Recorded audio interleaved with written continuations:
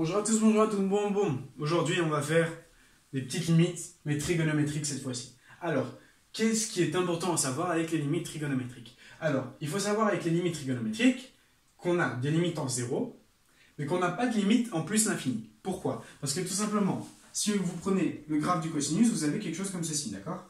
Et bien, en soi, la limite en plus l'infini, d'accord? On ne sait pas c'est laquelle, pourquoi? Parce qu'on aura toujours une sorte de vague comme ça. Et donc à ce moment-là, qu'est-ce qu'on doit prendre, hein? Quelle est la valeur qu'on doit prendre quand on tend vers l'infini? On ne le sait pas. Si on a un graphe du type une exponentielle, logique, ce sera vers plus l'infini. Mais si on a un graphe du cosinus ou même du sinus, d'accord, ce n'est pas la même chose. Et donc, on a affaire à des limites en zéro, mais aucune limite en plus l'infini.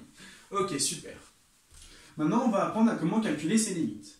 Alors, on va calculer la limite du cosinus de x quand x tend vers 0 positif. Alors, ici, c'est très simple, il n'y a même pas besoin de faire de calcul. C'est en soi, si j'ai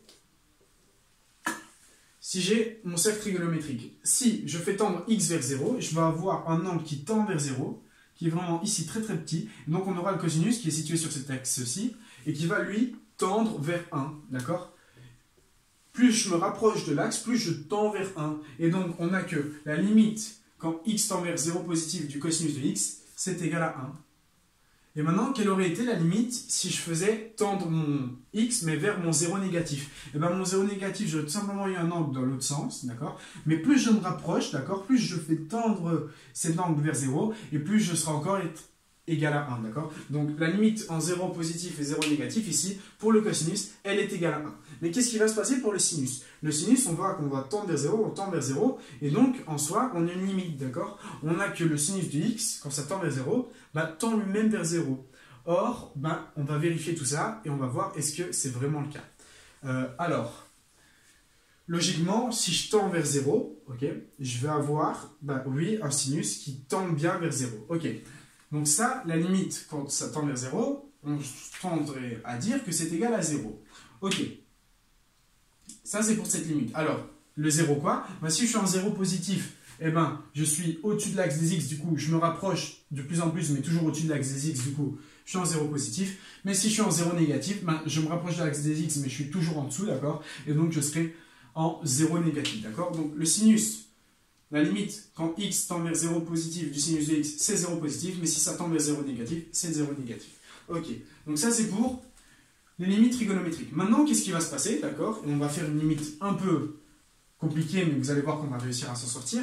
On va calculer la limite du sinus de x divisé par x, quand x tend lui-même vers 0. Et on va voir, tout ceci c'est égal à quoi? Alors, deux possibilités. Soit on le fait à l'aide de ce qu'on sait déjà et à l'aide du cercle trigonométrique et des dessins, d'accord, mais c'est un petit peu plus long. Soit ce qu'on va faire, c'est qu'on va utiliser la dérivée. Qu'est-ce qui va se passer quand on va utiliser la dérivée?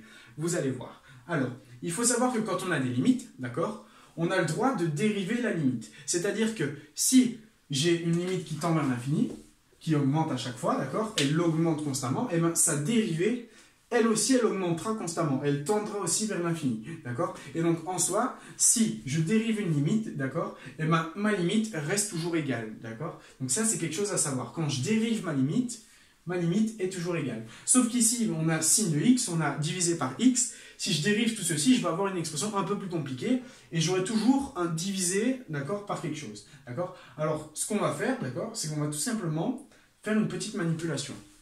Alors, le sin de x sur x, c'est tout simplement le sinus de x, je mets un espace, vous allez comprendre pourquoi, moins le sinus de 0 degré. Hein, j'ai bien ceci. Divisé par x et donc plus 0. D'accord?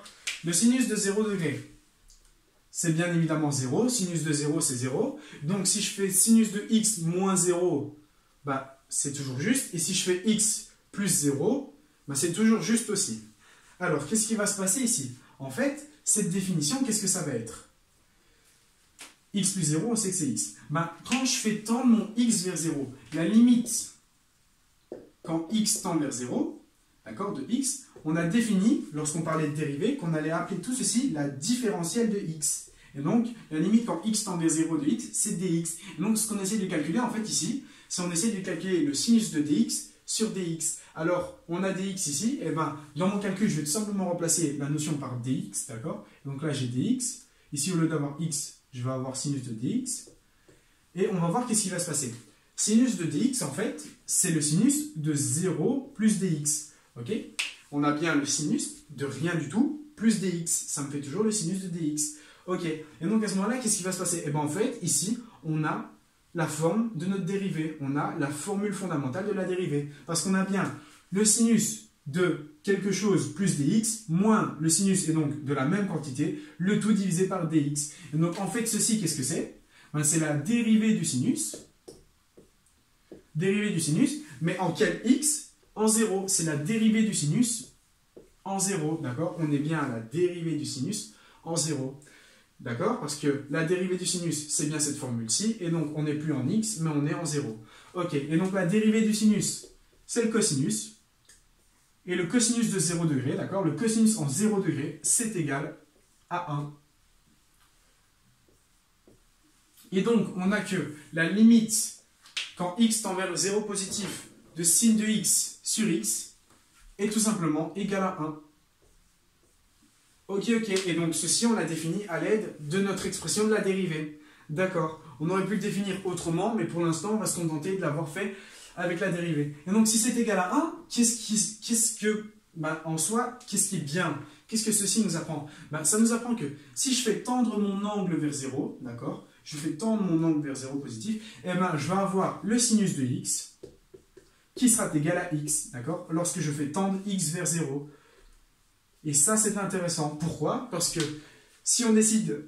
alors, ici, on a le sin de x qui est égal à x. Mais alors, vous allez me dire, on ne peut pas avoir le sinus de 90 degrés qui est égal à 90 degrés. Non. Alors, ici, je n'ai pas encore fait une vidéo là-dessus, mais on va parler de ce qu'on appelle le radian. En soi, on parle de sinus et de cosinus, mais en mathématiques, les degrés, ça a juste été quelque chose qu'on a inventé pour que ce soit plus facile en calcul. Or, les angles, en fait, ils sont définis par pi, d'accord? Mais je ferai une vidéo sur les radians. Et en fait, on va avoir le sinus de x qui est égal à x en radian, et donc, plus je me rapproche de 0, plus c'est égal à 0. Voilà. Et donc, ça, c'est quelque chose à savoir. Ok. Et donc, par définition, si par exemple, je veux avoir le sinus de pi sur 180, eh bien, ce nombre-ci va tendre vers 180, pi sur 180. Alors, comment vérifier tout ceci? Il suffit de mettre votre calculatrice en radian, vous faites le sinus de pi sur 180 et vous allez voir que ça va vous donner une valeur qui est égale, enfin, plus ou moins approximativement à pi sur 180, car on doit se rapprocher au maximum de 0. Ici, on a encore... Voilà. Ok, donc, ceci, c'est pour la limite du sin de x divisé par x. Voilà. Je vous remercie de votre attention et je vous dis à très bientôt pour de nouvelles vidéos.